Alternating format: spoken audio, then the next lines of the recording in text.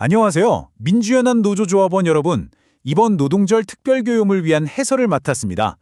오늘 우리가 함께 짚어볼 이 자료, 정말 방대하고 깊이 있는 내용이 담겨 있는데요.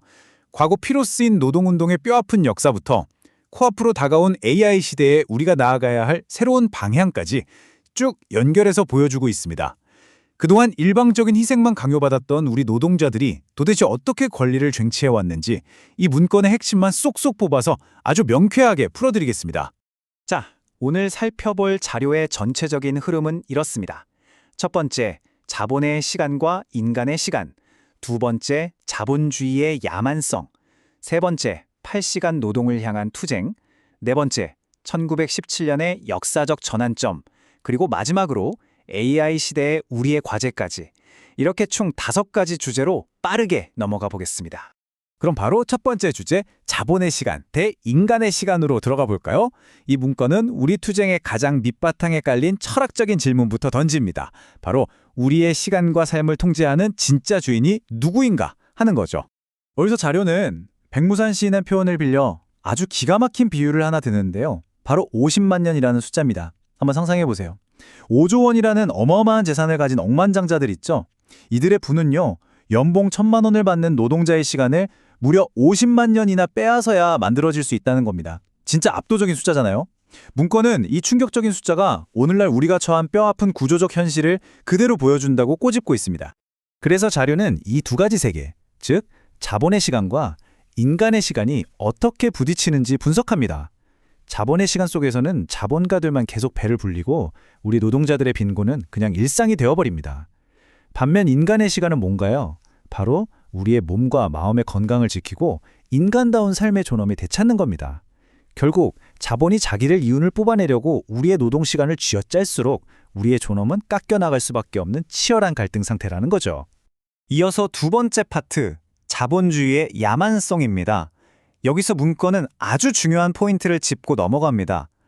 우리가 겪는 이 끝없는 장시간 노동이 결코 인간의 본성도 아니고 자연스러운 현상도 아니라는 겁니다. 철저하게 자본주의가 만들어낸 발명품에 불과하다는 거죠. 화면의 데이터를 한번 보실까요? 차이가 정말 충격적인데요. 흔히 중세 봉건제 시대 하면 엄청 힘들었을 것 같잖아요. 그런데 그 산업혁명 이전 시기조차도 하루 노동시간은 10시간, 길어야 12시간 남짓이었습니다. 하지만 기계가 막 돌아가기 시작한 초기 자본주의 시대가 되자 무려 14시간에서 16시간 이상으로 훌쩍 뛰어오릅니다. 심지어 30시간을 쉬지 않고 연속으로 일하게 만드는 그야말로 브레이크 없는 폭주가 시작된 겁니다. 삶의 질이 말 그대로 곤두박질 친 거죠. 당시 참상이 어땠는지 문건은 프리드리히 엥겔스의 끔찍한 기록을 인용해 보여줍니다. 상상이 가시나요? 영국에서는 고작 5, 6살 된 어린아이들까지 공장에 끌려가서 하루 14시간씩 채찍을 맞으며 일했습니다. 그 결과는 참혹했죠. 척추가 굽어지고 관절은 퉁퉁 붓고 너무 일찍 늙어버리거나 때 이른 죽음을 맞이했습니다. 자료는 당시의 초기 자본주의가 우리 노동자 계급의 육체를 말 그대로 부숴버린 끔찍한 야만 그 자체였다고 강하게 비판합니다. 이런 참혹한 현실 속에서 세 번째 주제, 8시간 노동을 위한 투쟁이 시작됩니다. 우리는 짐승이 아니다. 이 끓어오르는 분노가 어떻게 전 세계적인 생존 투쟁의 불씨가 되었는지 자료를 통해 확인해 보겠습니다. 문건에 따르면 이 투쟁의 열기는 국경을 넘어 순식간에 번져나갔습니다.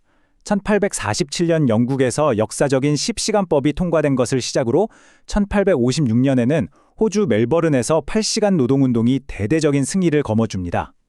그리고 이 불길은 바다를 건너 1880년 미국으로 향하죠.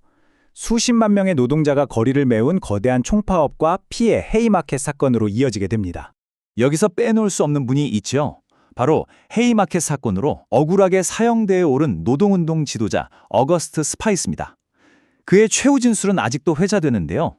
우리를 교수형에 처함으로써 노동운동을 뿌리 뽑을 수 있다고 믿는다면 우리의 목을 매달아라. 하지만 잠시 후 당신들의 앞과 뒤 곳곳에서 성난 불길이 타오르는 것을 보게 될 것이다. 이 당당한 외침이 전 세계 노동자들의 가슴에 불을 지폈고 오늘날 우리가 기념하는 노동절의 굳건한 뿌리가 되었다고 자료는 기록하고 있습니다. 자, 그리고 드디어 네 번째 주제입니다. 1917년의 전환점과 세계적 정착. 거리에서 피 흘리며 외치던 이 8시간 노동제가 도대체 언제 그리고 어떤 계기로 전 세계가 반드시 지켜야 할 법적 기준으로 꽉 박히게 된 걸까요? 이 교육 문건이 가장 핵심적으로 그리고 특별히 강조하는 결정적 순간이 바로 여기에 있습니다. 바로 1917년 러시아 사회주의 혁명의 승리입니다. 제1인터내셔널이 8시간 노동을 외친 지 무려 51년 만에 드디어 노동자와 농민의 정권이 들어서면서 인류 역사상 최초로 8시간 노동제를 국가법령으로 포고한 겁니다. 이것은 정말 엄청난 의미가 있는데요. 그전까지는 길거리의 투쟁에 머물렀던 노동시간 단축의 역사가 러시아에서 사회주의 혁명이 승리한 직후 비로소 전 세계 자본가들을 굴복시키고 확고한 글로벌 제도로 정착될 수 있었다고 문건은 아주 명확하게 분석하고 있습니다.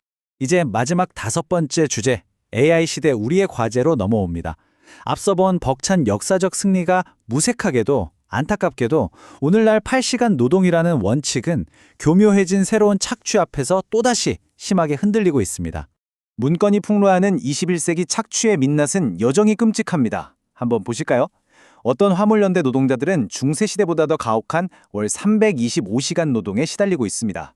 쿠팡 배송 노동자들은 과로사 위험을 끌어안고 주 6일, 하루 11시간씩 밤낮 없이 달리고 있죠. 게다가 플랫폼 종사자니 특수고용직이니 하는 이름표를 달아놓고는 아예 노동자 취급조차 안 해주면서 근로기준법 밖으로 밀어내는 일들이 지금 이 순간에도 비일비재하게 일어나고 있습니다.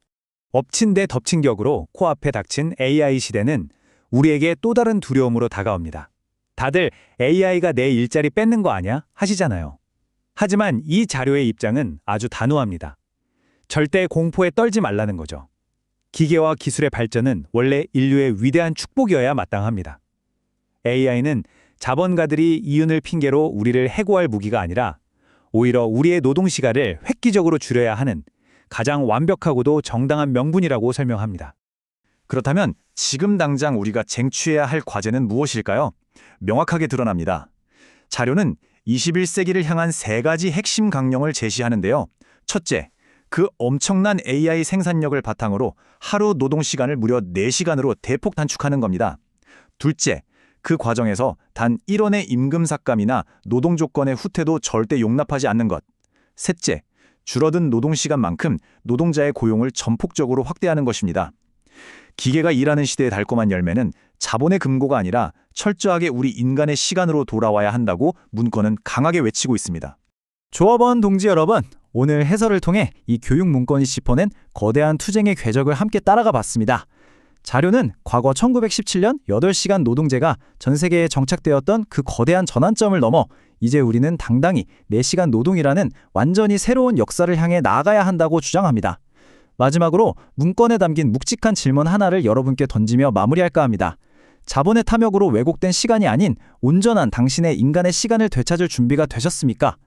오늘 함께 나눈 이 자료의 내용이 우리 현장에서의 뜨거운 실천과 배움으로 이어지기를 진심으로 바라며 이상으로 노동절 특별 해설을 마치겠습니다. 감사합니다.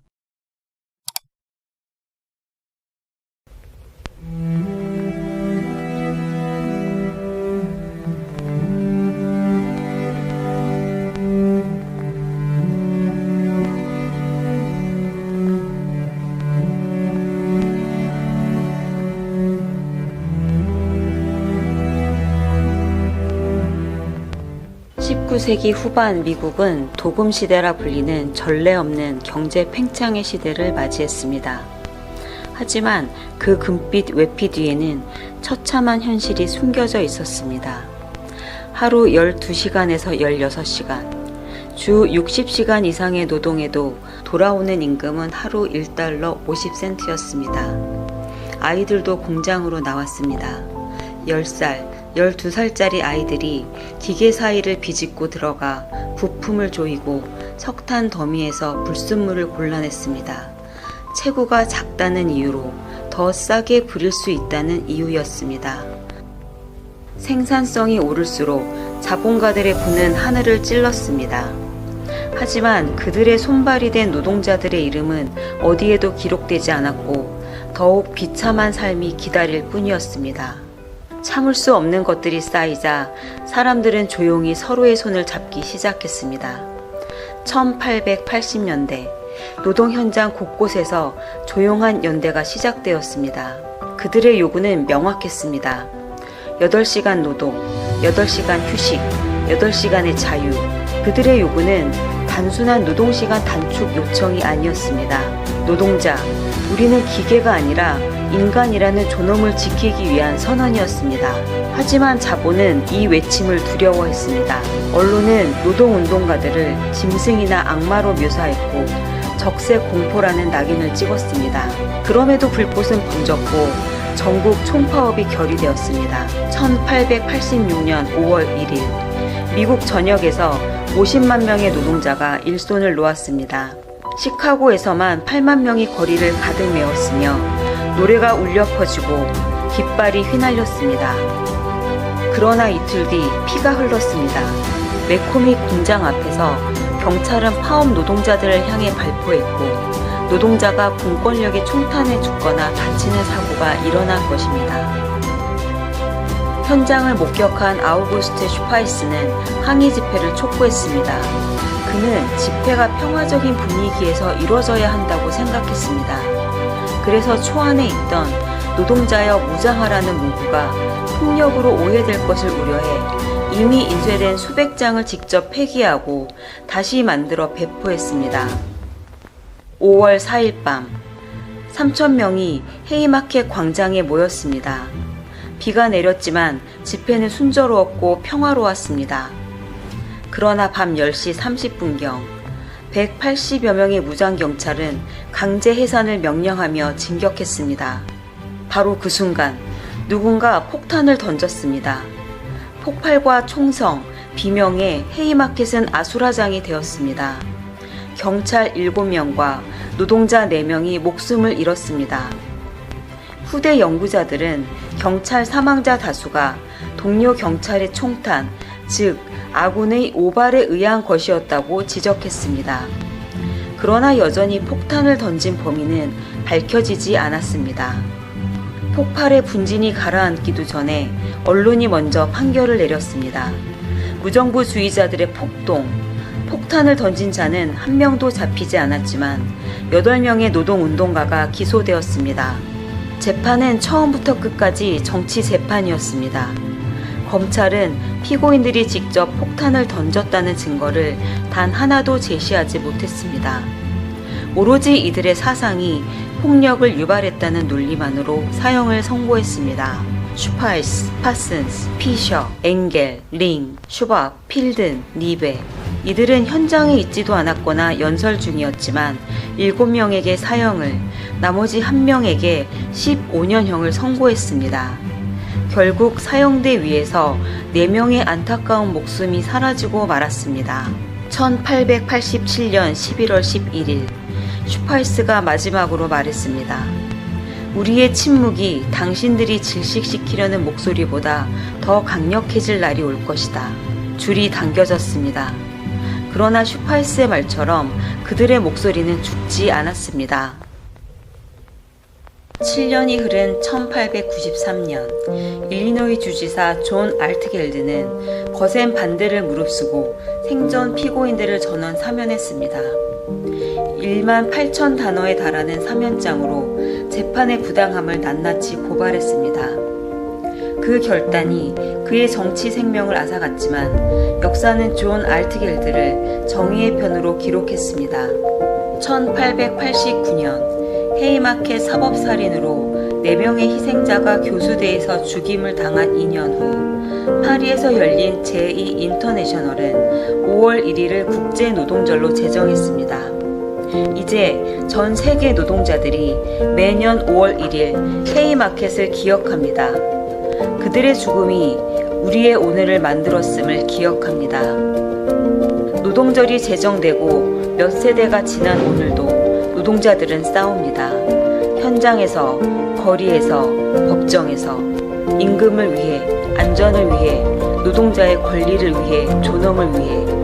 그때와 지금이 다른 것 같지만 본질은 다르지 않습니다. 헤이마켓의 순교자들이 우리에게 남긴 것은 단순히 하루의 쉼이 아닙니다. 그들이 남긴 것은 우리가 마땅히 누려야 할 권리를 싸워서 쟁취하라는 것입니다. 슈파이스는 법정 최후 진술에서 말했습니다. 당신들은 일순간 하나의 불꽃을 짓밟아 버릴 수 있다. 그러나 잠시 후에는 거기에서, 바로 거기에서 당신들의 앞과 뒤, 여기저기 곳곳에서 성난 불길이 타오르는 것을 보게 될 것이다. 그것은 땅 속에서 타오르는 들불이다. 당신들도 이 들불을 끌 수 없으리라. 우리가 만드는 연대와 투쟁의 불꽃이 산악과 차별, 배제에 사그라드는 것처럼 보이지만 역사 속에서 다시 살아나 활활 타오를 것입니다. 지치지 마십시오. 포기하지 마십시오. 헤이마킷이 우리에게 전하는 목소리입니다.